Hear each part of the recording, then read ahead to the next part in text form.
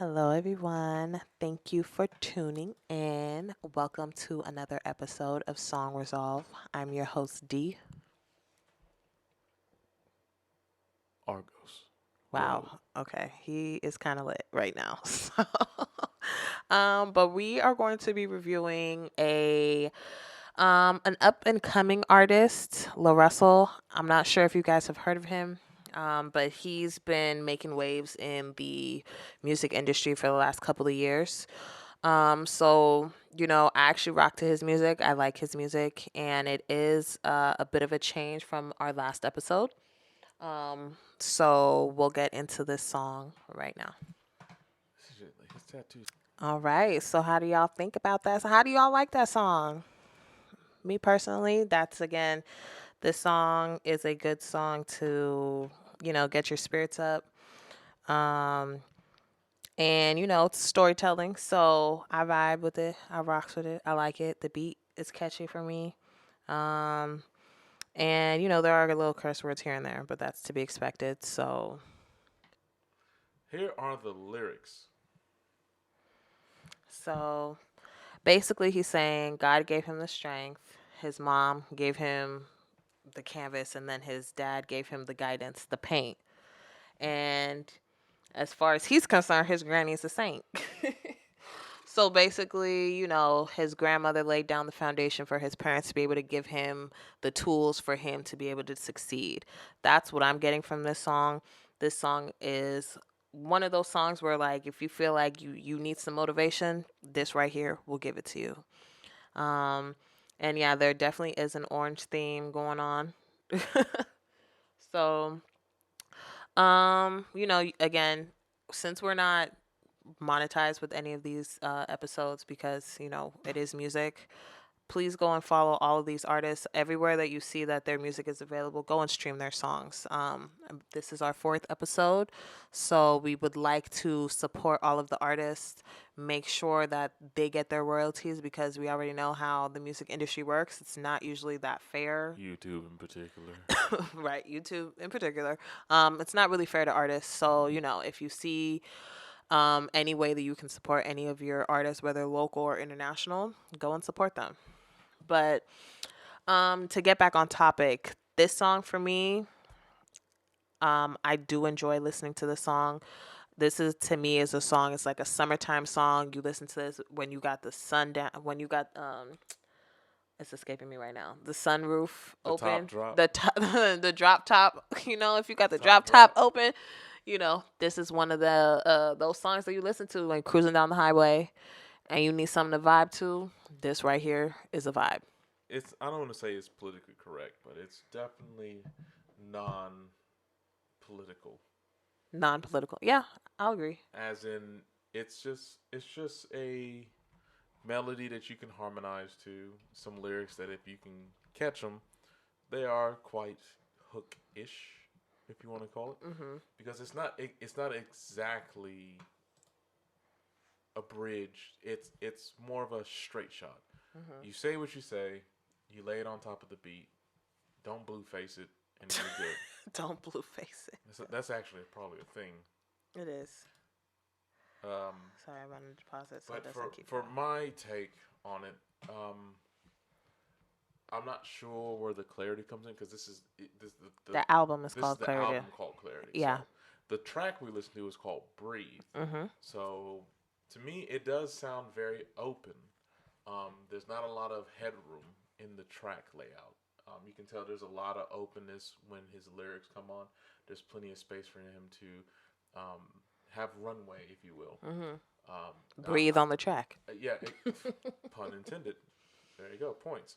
So to me, it's not exactly my BPM. It is a good. You say drop the top. For me, it's more of like, hey, we're having a backyard social, getting together.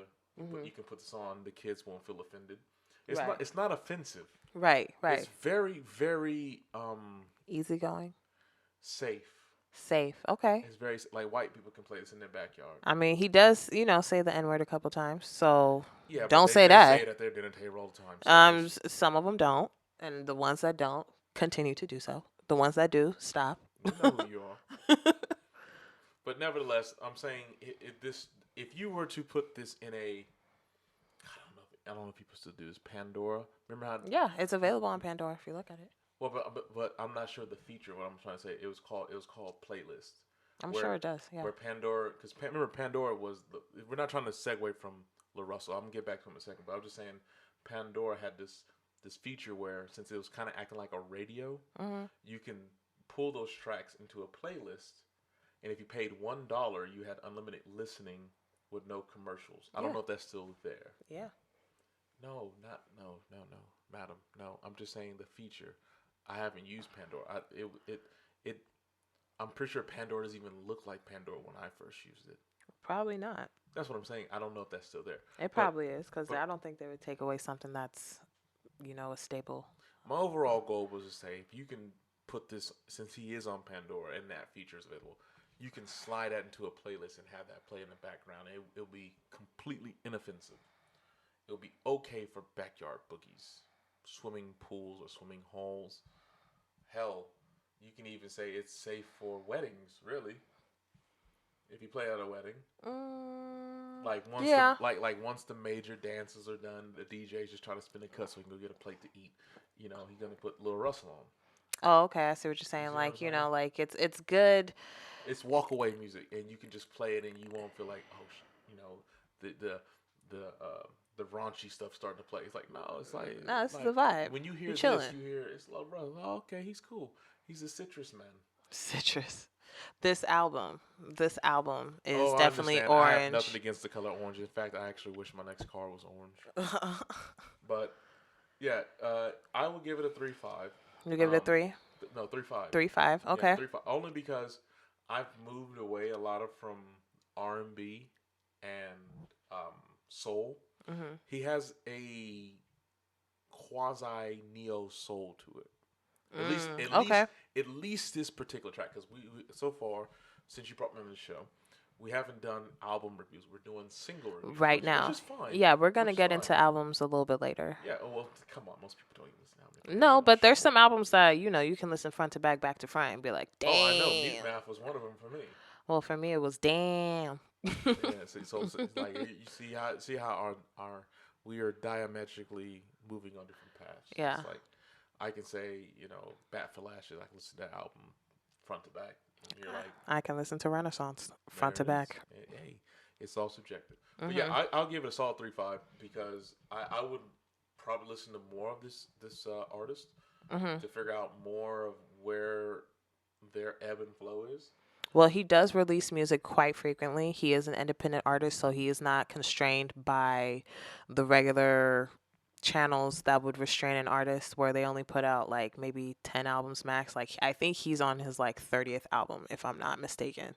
Like he He releases stays busy in the lab. he sure does. Like this was released in the summer, like almost a year ago, and he's probably like 5 or 6 albums out now from this album that came out. So And flood them with the volume of work, yeah. clearly. Yeah. So he has a very large body of work, and like I said, he's an up and coming uh major music mogul in the making. Like we're literally witnessing it in front of our eyes, and it's awesome to see because you don't see that often. You don't see that especially during these times when a lot of people who are independent are eventually signing over to the big record labels, and then they're still getting screwed out of their royalties and their masters and things. And he's like, "Nah, I'm good. I'm gonna keep my stuff." Well, I If take you, a 360 deal if you've seen people already fail yeah, with that deal. right. And you don't. And he's shown that you really don't need that much of a machine behind you, because if your audience is rocking with you, they're gonna rock with you, whether you put out an album every 3 weeks or if you put an album out every 6 years. That's the reason why it's called the core. Yeah. So, But that's my take on it. What's your score? so my score would be a 4.3 because, like I said, this is one of my faves. When this song came out, I was playing it religiously, especially during the summer. Like, if it's a nice day, you can play this song in your car and have it on repeat and just vibe and drive to wherever you're going and be in a very decent mood. You don't have to, it's not a song that's going to get you in your feelings and make you feel like, damn, I need to do something, or oh my God, I'm super, super hyped. Like, it's kind of mellow, but it's not super mellow. It's like at the right level of uh, mellow and hype and chill for me. So I vibe with it. I like it. And it's overall, to me, it's an overall good song. I'd like to know what you guys think in the comments below. Do you guys like this? Do you guys like music like this? What is your genre preference? Again, mine is more hip hop, R&B, Afro beats, and a little bit of pop, depending on who it is. Mine would be more of the esoteric, instrumental, drum and bass, garage, rock, uh, cinematic, and anything dealing with electro and synths. I'm pretty much there. Okay. All right. Well, thank you all for tuning in and listening to another episode. We so appreciate you guys. We appreciate you tuning in. We appreciate any comments and feedback that you give to us, any opinions that you might have. Please let us know how you feel. And if you have any song recommendations, we would love to hear that. Please let us know as well. And we'll catch you on the next one. Thank you. Yep. Cheers.